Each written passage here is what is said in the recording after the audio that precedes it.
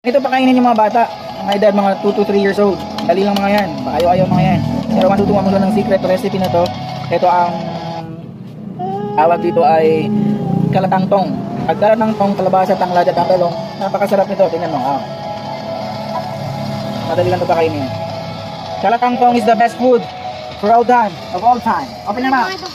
Yeah, I will press that later and then you have to eat the kalatangtong. See that? Woo, look at the face. It's so yummy. Kita mo? Kita mo yan? This is what we call kalatangtong, kalabasa, talong, at tanglad. See that? Kasi sa ganito kayo magpakain. Sakadali lang, kayo hirap na hirap kayo eh. Hindi kayo marunong magpakain ng mga anak nyo. Oh, ito pa. Ito pa, my love. This is the best food of all time. Woohoo! Ayaw yan, pero kain yan. Face papa, do you still have food inside your mouth? Let me see. Let me see. Open your mouth. There's nothing. Oh, there's more. Okay. That's good. O, ganun lang. Ayaw pa niya kasi nga may laman pa yung kanyang bibig. Itong isa. Come here, Baydon. Taste the kalatangtong. This is Papa's recipe. Look at the face of my little girl. Masarap ito mga sa luto ko. Look at the kalatangtong, my love. Open it. Open your mouth so wide.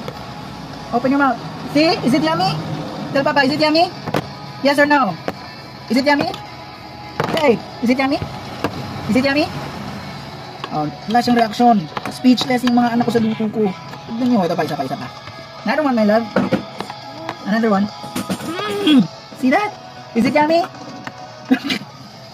Is it yummy?